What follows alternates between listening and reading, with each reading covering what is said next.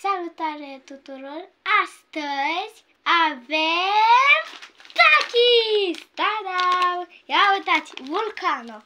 Astăzi gustăm Takis. E prima oară. Ia uitați. Vulcano!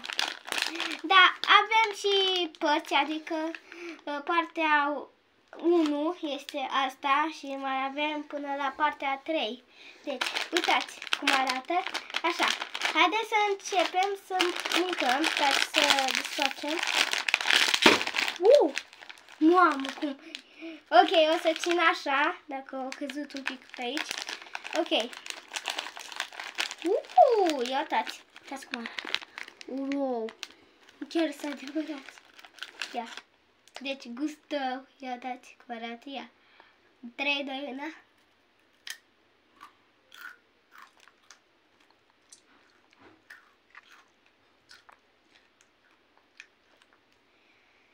Da, ăsta nu e prea iute, Vulcanul, că e cu brânză, dar la părțile alea o să fie cât mai iuți. Ok. Și ia uitați. Da, o gusta și youtuberul Sky Jocuri Horror, știți.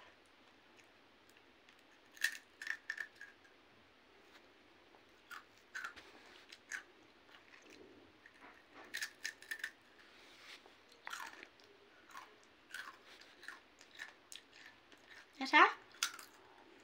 Ok, am mâncat acum. Dacă v-a plăcut acest episod cu Takis, cum am mâncat, iată, i-am tot și invers. Așa. Dați un like și un subscribe și pa!